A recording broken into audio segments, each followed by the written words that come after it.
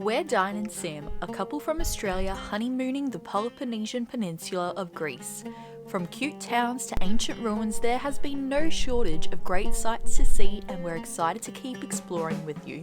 In today's video, we're heading to where Greeks' warriors roamed, discover the age-old history of olives, and stumble upon some unexpected trip highlights.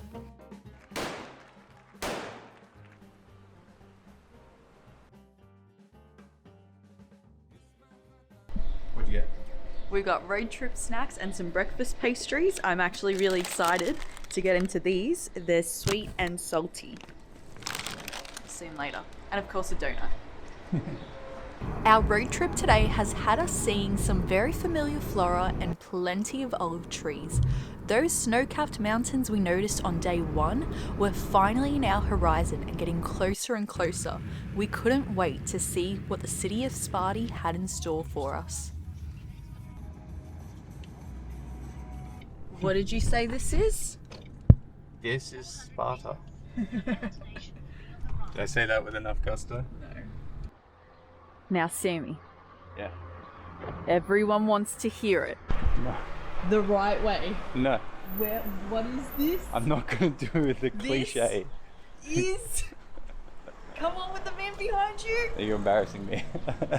This is... Sparta.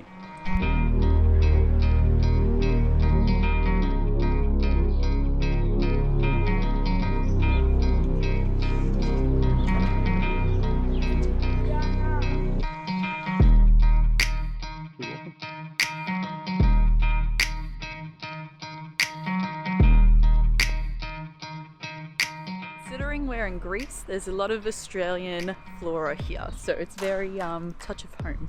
Yeah, we found a ton of eucalypts, bottle brush. All the things. Yeah. Acacias. Acacia, yeah. And pig face. Big farms.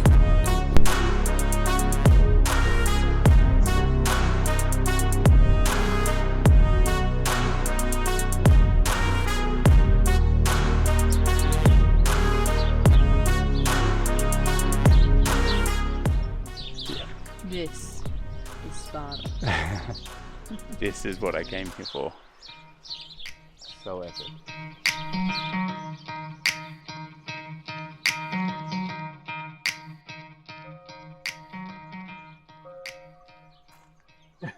Like, look at this. It's like, it's got the thickness of like the oaks in the center of like Melbourne Park. Yeah, I've never seen that before. Yeah. On this tree.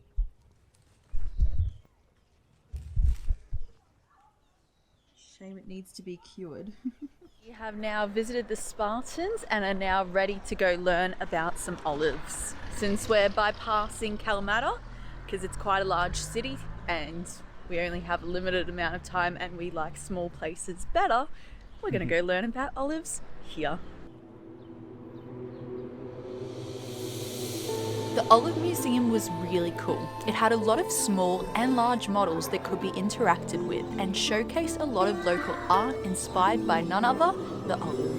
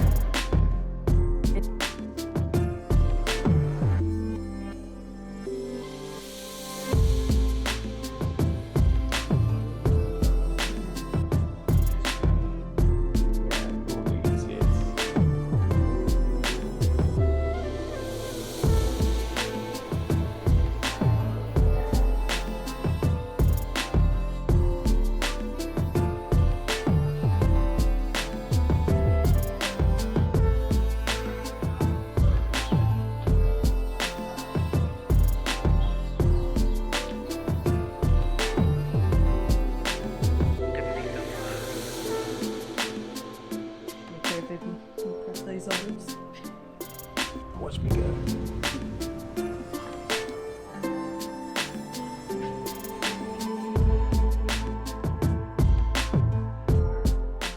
After the morning's walks, we stopped at a traditional Greek restaurant where we flooded our plates with delicious home-cooked food.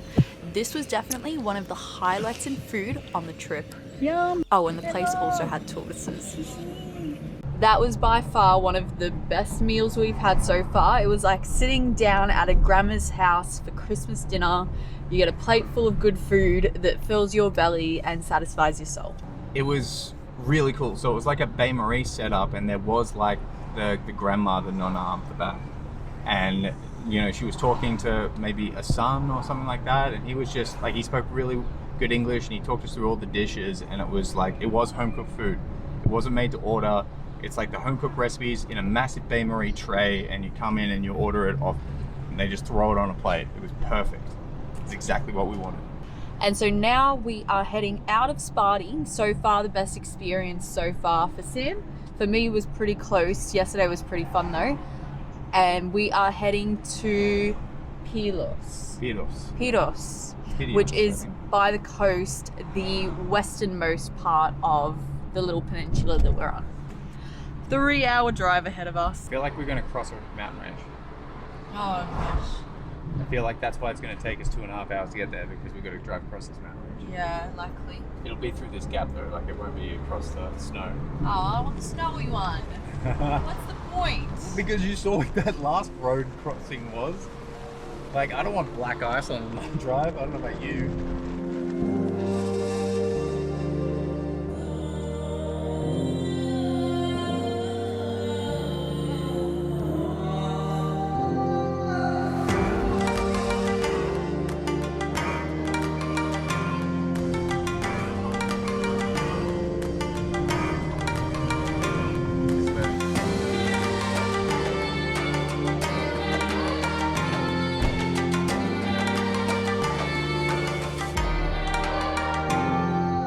Sam and I keep joking that every place we go to, like, that is the best site we're going to see. That's the best bit of road, and then each time it gets beaten, and I mean, come on, like, this cannot be beaten at this point.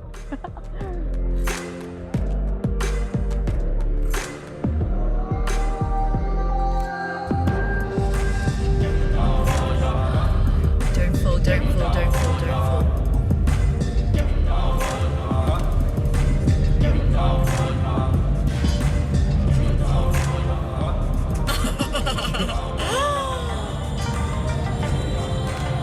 Oh my god!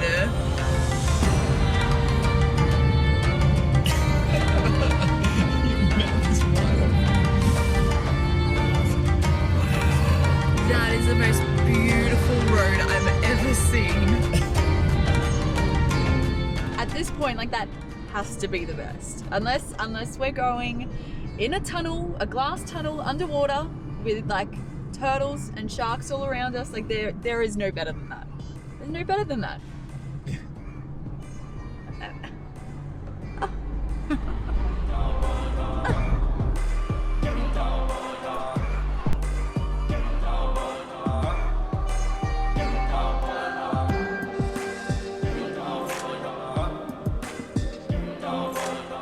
I think it's beautiful that our channel evolves and changes with us and our lifestyle and the steps that we choose to take in our own sustainability journey and what that looks like.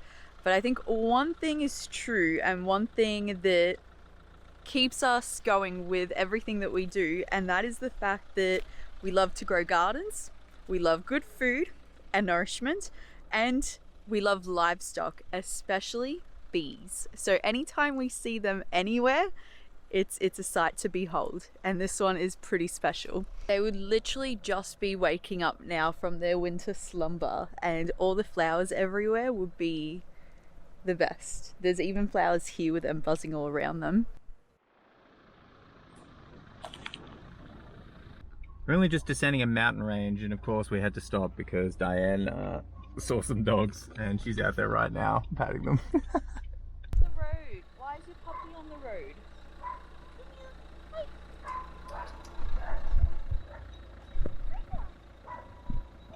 Alright. You satisfied? Yeah, I just wanted to be safe off the road. Alright, you're good.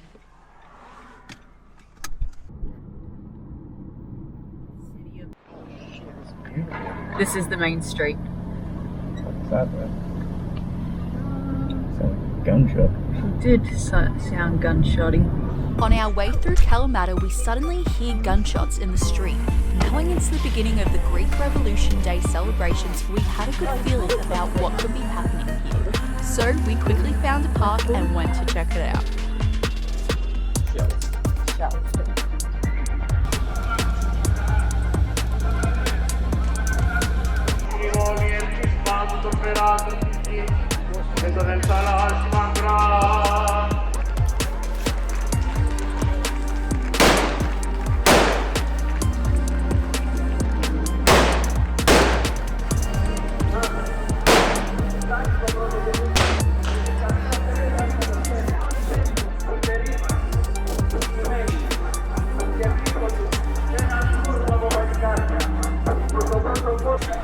That was very unexpected. I mean, we knew that was on, but we didn't think we were going to catch it. The downside of being at a parade in the city in a foreign country is now I need to drive out of here. Wish me luck. Oh, all the people of Kalamata are right here parked. Down all the streets. That was cool. I can't actually believe we got to park so close to the, like we drove past the parade street that was locked off and we're like, hey. We heard shotguns. Yeah, we heard shots. And we're like, we should check this out. And turned right, turned left, and bam, there was a park right there. Like, unbelievable. What a cool experience. So that was a reenactment of the revolution of the city of Kalamata, and Greece in general is in a couple of days' time, the 25th. But the siege of Kalamata, the Battle of Kalamata, which is this city, was today.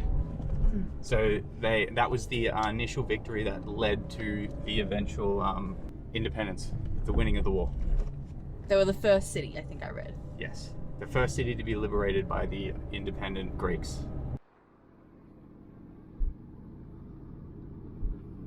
Then you will arrive at your destination. Oh my God. What a day of adventuring. By the time we got to Piraeus, it was sunset and we were still roomless for the night. Got our room? Got our room. We had to do a bit of shopping first. It's a little bit more holiday-y here in Pilios. So we're faced with some high prices, but I think we got a pretty good one. With a lovely view. There we go. This view.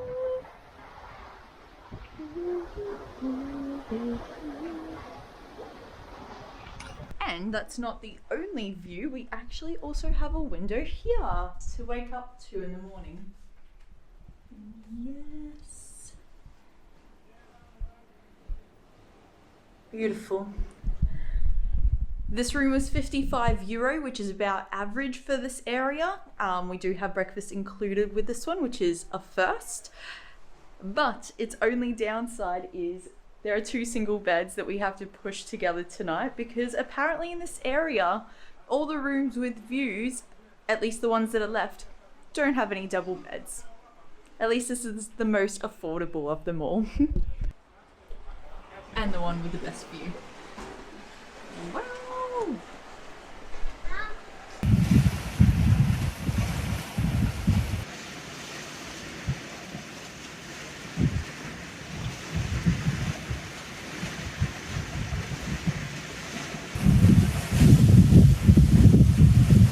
I think now, 3 days into being in Greece, we're finally adapting to, not adapting, we're adopting the locals' wake-up call.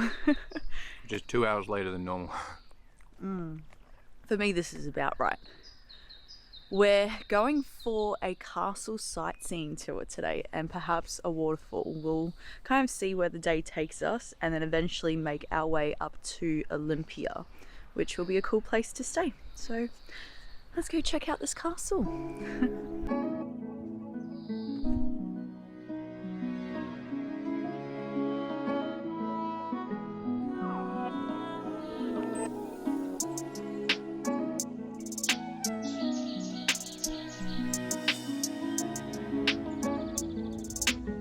Great acoustics.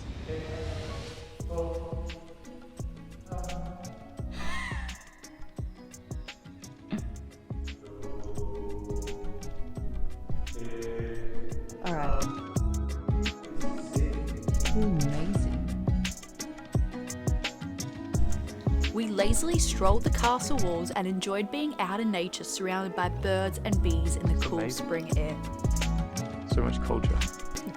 After checking out the ambience of the church, we continued on to a nearby beach that Sam just had to check out.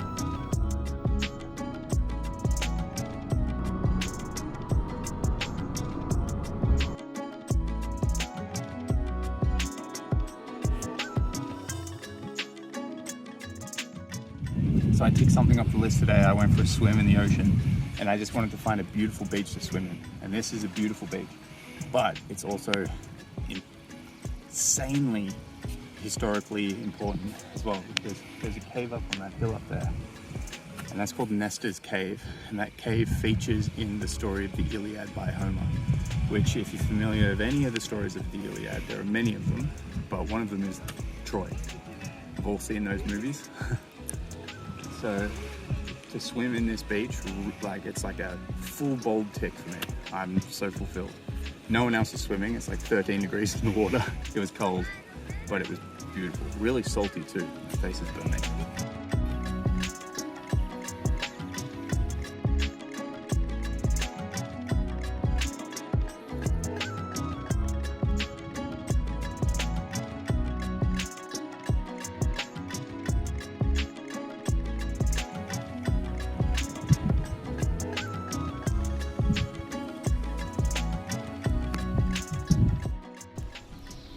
Following a very nature-focused day, we made our way to Olympia and wandered the streets as the tourists and buses slowly disappeared and only the locals seemed to remain.